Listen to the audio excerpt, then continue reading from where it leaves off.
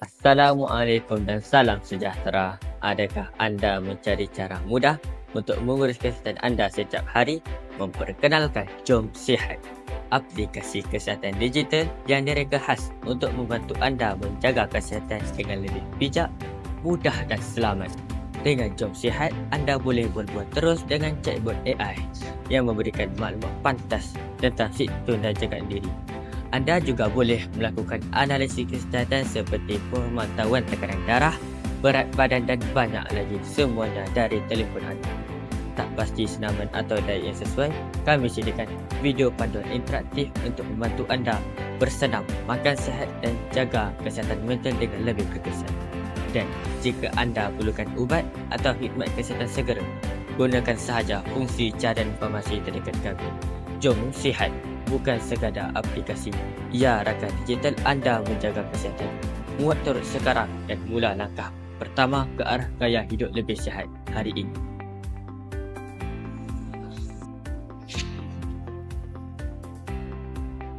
Assalamualaikum dan salam sejahtera.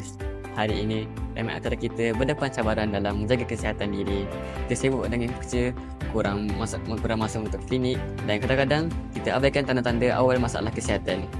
Ramai juga yang tidak tahu di mana nak mula, nak bersenam, macam mana nak makan apa atau ke mana nak pergi kalau rasa tidak sihat.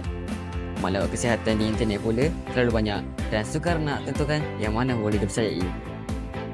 Malah ada yang hanya dapatkan rawatan bila keadaan sudah serius. Lebih mengembangkan, ramai yang tidak tahu bagaimana untuk memantau tahap kesihatan mereka secara berkala.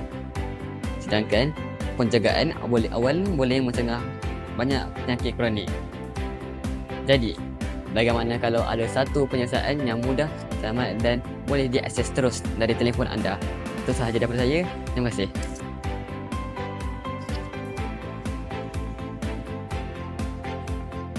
Dengan itu, hari ini saya akan memperkenalkan sebuah aplikasi yang direka khas untuk membantu anda mengurus kesihatan dengan lebih mudah, pintar dan selamat, iaitu Jom Sihat. Aplikasi ini dilengkapi dengan 6 ciri utama yang sangat berguna dalam kehidupan kita.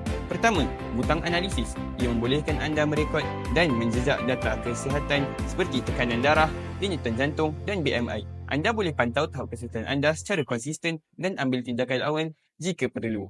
Kedua, chatbot AI. Tanya apa sahaja berkaitan simptom atau gaya hidup sihat dan anda akan terima jawapan serta-merta sesuai untuk rujukan awal sebelum ke klinik.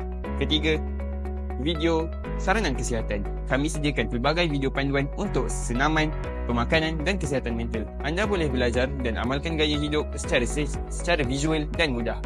Keempat, temu janji. Anda boleh menempah temu janji dengan klinik terus daripada aplikasi tanpa perlu tunggu lama ataupun beratur. Kelima, farmasi. Anda boleh mencari farmasi terdekat berdasarkan lokasi anda.